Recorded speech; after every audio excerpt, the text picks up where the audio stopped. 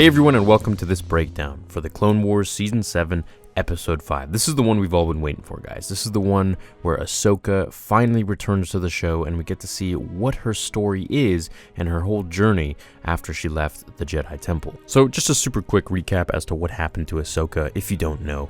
Basically, Ahsoka was framed by Barriss Offee, who was her really close friend during the Clone Wars. Barriss planted a bomb in the Jedi Temple because she felt that they became disillusioned with who they really were and what the Jedi were really supposed to be, and felt that they were using more of the dark side than anything. She happened to kill some clones during the explosion and framed the whole thing on Ahsoka, who actually became expelled by the Jedi Order because they believed that she was the one who did this. Anyways, finally Anakin confronted Barriss and brought her to trial at the very last second before Ahsoka was committed, and Barriss was brought to justice as she confessed her wrongdoings. The Jedi said, alright, you can come back, and Ahsoka said, nah, you guys didn't believe me in the first place, so I'm out of here. And then finally, we get to pick up her story from here. Obviously, some time has passed and she looks older, so maybe they'll fill in the gap someday, but as for today's episode, let's get on with understanding it. So this episode is pretty cool. I know a lot of people are going to be expecting a lot of things in this one, but of course, this is just the first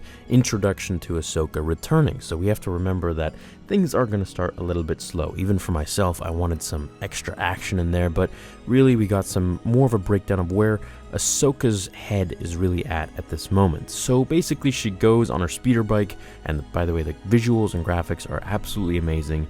The music is absolutely amazing, just like always. We get that Anakin Skywalker, Luke Skywalker Force theme in there as we really try to understand that what Ahsoka is going through, and it's that she doesn't know where she belongs. She's left the Jedi Order and she knows she's made that decision consciously, and it's a right decision, but she doesn't know where she lies in the galaxy now. And so this episode is really about her trying to find herself while hiding her Force powers and her past. So she figures, well, a good place to go is 1313. And if you don't know where 1313 is, it's basically the underground slums kind of Coruscant. And this is where that really cool game was supposed to take place, which was called 1313. However, it was canceled for unknown reasons. The entire game was complete and it was just put to scraps. I don't know why. I just wish one day maybe we'll get to play it because it seemed like a really cool game. So Ahsoka lands on a barge of some sorts and comes across Trace Martez, a mechanic. Ahsoka's speeder is destroyed and, well, lucky enough, Trace helps her try to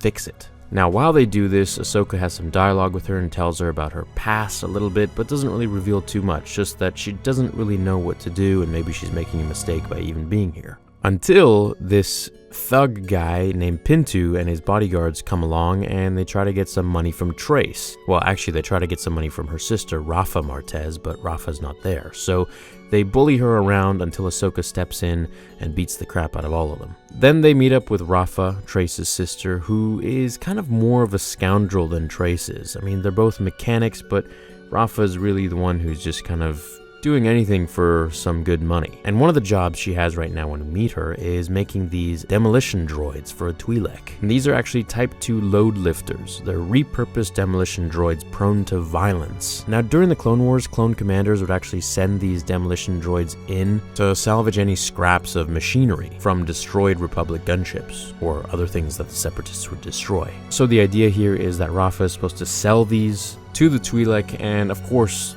that goes against Ahsoka's moral code. However, while they're talking about it all, the droid actually goes haywire and is activated. It goes completely rogue and just wreaks havoc on the streets until Ahsoka and Trace finally track it down, and Ahsoka has to use some of her Force abilities at the very end as a last-ditch effort to save her friend. She saves Trace and the demolition droid. They take her back to Rafa, Trace's sister, and she sells him to the Twi'lek. Much against Trace's and Ahsoka's moral code at this point. However, they got some credits. They paid off Pintu and his guards, and hopefully they can repair their ship and get out of there so they can just live a free life in the galaxy, doing what they love, which is building things and being a mechanic. Now, if you're wondering if we got any talks of Anakin in this episode, really we only have one. It's when Ahsoka beats the crap out of Pintu's guards. Trace asks, wow, where'd you learn to do that? And Ahsoka's like, I learned it from my brother, which we all know is really Anakin. So the episode pretty much ends here with with Trace saying, let's go fix that bike, and Ahsoka's like, yeah, I'm gonna get out of here, and that's pretty much it.